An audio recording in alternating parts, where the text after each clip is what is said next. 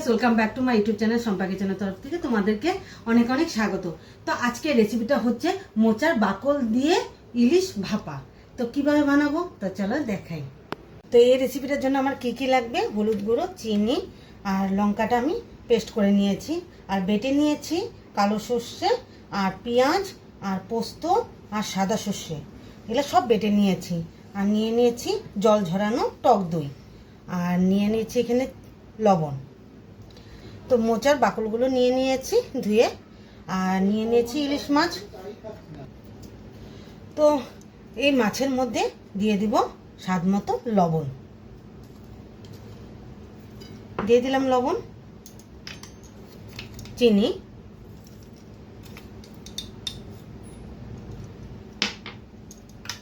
হলুদ গুঁড়ো,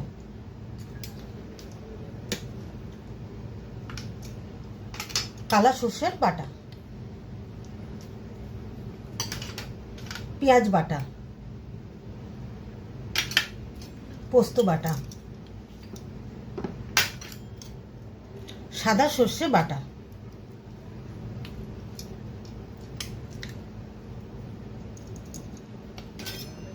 দিয়ে দিব টক দই।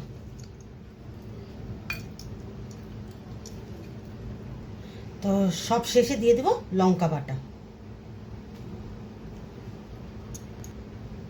তো এর উপরে দিয়ে দেব সর্ষের তেল। তো ভালোভাবে মেখে নিই। তো এটা শুকনো শুকনোই বাটতে হয়। তো ইলিশ মাছটা আমি মেখে নিয়েছি। তো এই বাকলটা আছে না, কলার বাকলটা, এটা কেটে নেব, শক্ত দিকটা কেটে নিলাম। তো এর মধ্যে আমি সর্ষের তেলটা মেখে নেব।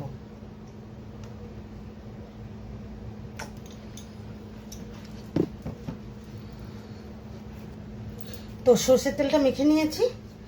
তো এক এক করে মাছটা আমি দিয়ে দেব।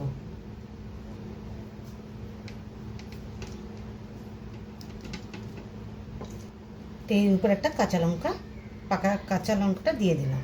তো কিভাবে আমি মুড়ে নেব: প্রথমে এই দুই পাশ দিয়ে এরকম মুড়ব, মুড়ে এই দিকে থেকে এদিকে টেনে নিয়ে আমি বেঁধে দেব।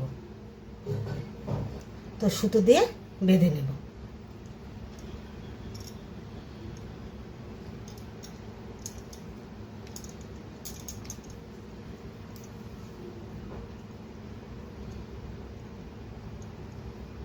তো এইভাবে এক এক করে সব আমি করে নেব।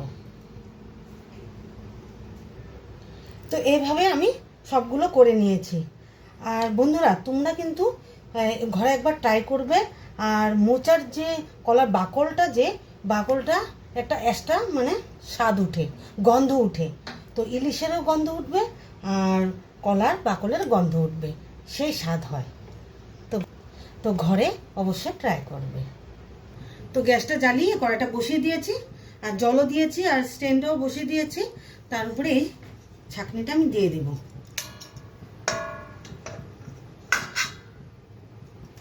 দিয়ে এক এক করে সবগুলো বিছিয়ে দেব।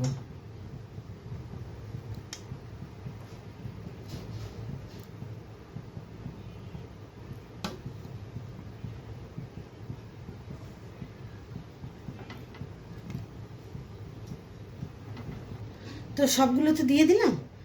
তার উপরে ঢাকনাটা ঢেকে দেব।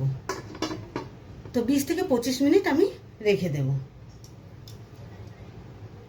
তো 25 মিনিট আমার হয়ে গেছে। তো এখন ঢাকনাটা খুলে তোমাদেরকে দেখাই।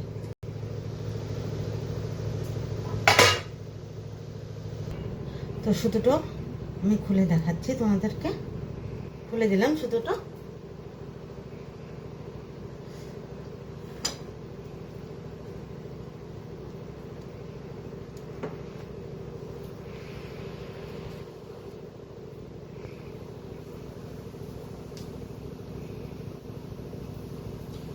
এই রেসিপিটা কেমন লেগেছে অবশ্যই কমেন্টে জানাবে, আর লাইক, শেয়ার এন্ড সাবস্ক্রাইব করতে একদম ভুলবে না।